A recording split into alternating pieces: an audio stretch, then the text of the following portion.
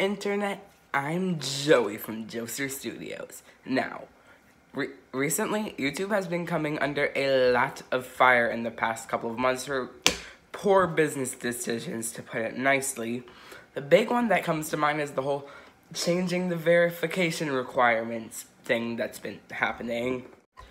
Now, if you've been living under a rock for the past couple of months, let me explain to you what that means. If you have over 100,000 subscribers, you become verified. It basically just means that, you're the person who you say you are. Which, that's a good thing. It's a good thing to have, and a lot of people have worked really hard in order to become verified. However, recently YouTube changed the requirements to become verified, so that basically the only people who still have that label now are celebrities and big brands, which isn't fair to the people who've worked so hard to get to that point, and now the label has been stripped away from them. I understand this anger. Naturally, the internet was not happy about this. Granted, the internet has never been happy and will never be happy, and is doomed to an eternity of darkness, but this time their anger was justified. So naturally, the obvious solution to that problem is to scream loudly at YouTube on Twitter until they changed it, which worked surprisingly enough. Thinking about that kind of thing has happened a lot this year, first with the Sonic thing, then the Spider-Man thing, and now this. Now we come to the main point of today's video. YouTube has been doing all these things that the only reason they're undoing them is because they only don't want the negative media attention that they're getting from causing firestorms on Twitter. It's not like they actually care about the creators. It's obvious that that's not the case. It's kind of like what happened with the adpocalypse. After the whole PewDiePie debacle, when all of the news outlets just got really angry at YouTube, they decided to make the whole not suitable for all advertisers things. I have no idea why it said it like that. The main reason why it's obvious in that case why YouTube only cares about not getting negative media attention is because that system negatively affects the growth of completely innocent YouTubers that really don't deserve that kind of thing. It's not nice.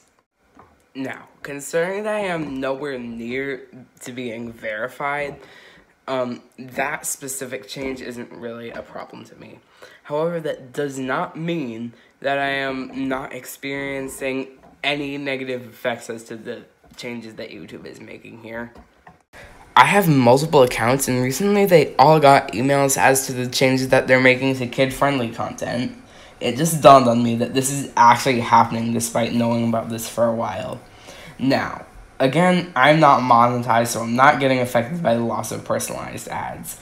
But by far my favorite thing about being on YouTube is the comments. All the positive reinforcement I get from reading them is pretty much the entire reason I make videos. Sure, some commenters can be really rude, but I haven't really had to deal with that all that much. I love the comments. It helps reinforce to me that some people actually like tuning into my stupid self every week. I put a lot of time and effort into making these videos, and it's just really encouraging to know that people actually appreciate that.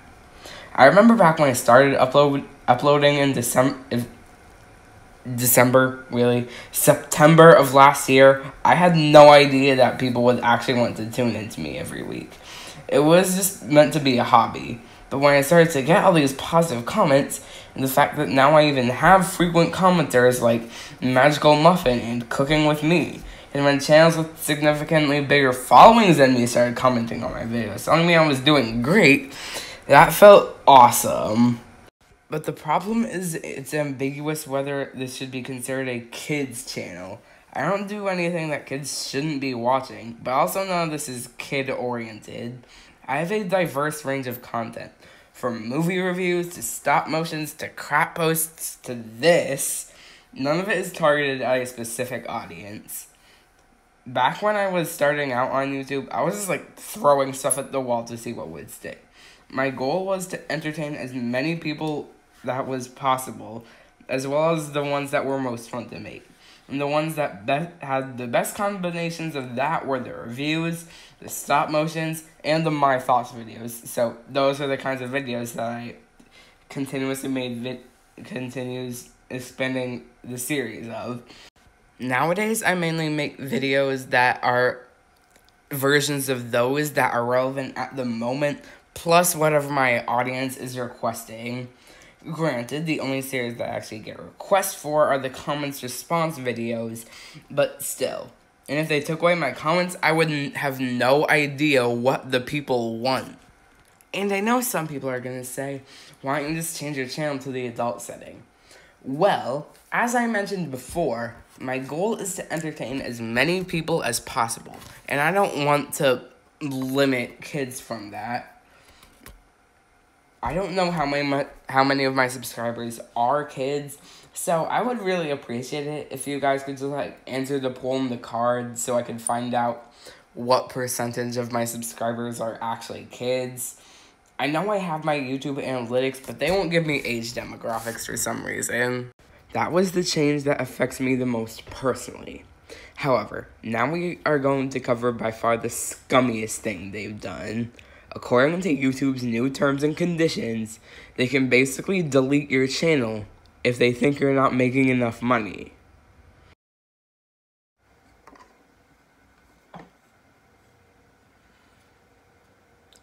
Why?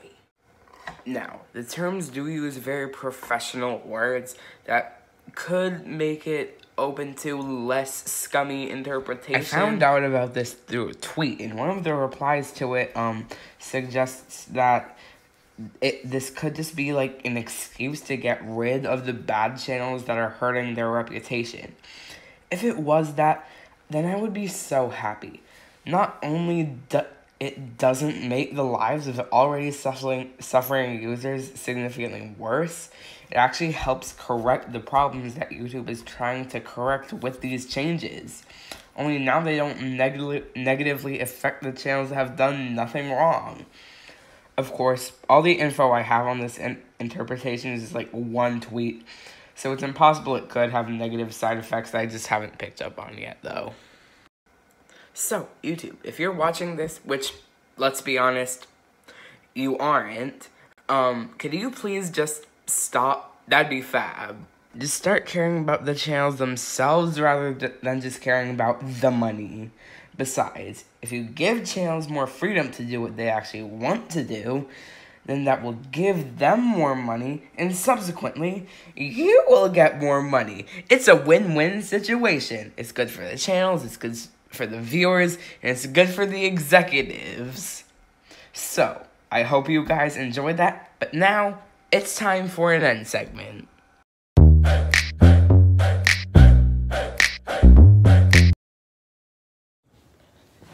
So, today's end segment. Anyway, I would like to talk about for today's end segment, I would like to talk about face reveals. Now, this was just like a little bit of this video was just like a little bit of an experiment to see what would happen if I just like dropped the face reveal into a video without any warning or prelude, and that was that. I inserted a lot of vlog segments into that video, and this is now a relic from the past. I'm gonna miss you, buddy. Actually, no, I won't. He always made my nose itch. Bad boy. Okay, so, anyway, I would just like to talk about something really briefly about, like, why I didn't do a face reveal. Like, why didn't the first face cam video I made with responding to your comments, why didn't I just, like, film it with my face? Well, the original reason was because I didn't want people to track me. Of course, I soon realized that that was kind of silly, because how would people be able to track me by, like, looking at my face? And also, there's kind of the problem that, There's also kind of the problem that I didn't want people to judge my content based on how I look. And I didn't want, like, I didn't want to, like, drive people away in case if they thought it was ugly, which they might. You can have preferences. I won't judge. Anyway, you can have those kinds of preferences. It's just like, if you're the kind of person who judges people's content based on how they look and stop watching, then I don't want you here. I don't want those kinds of people watching my videos.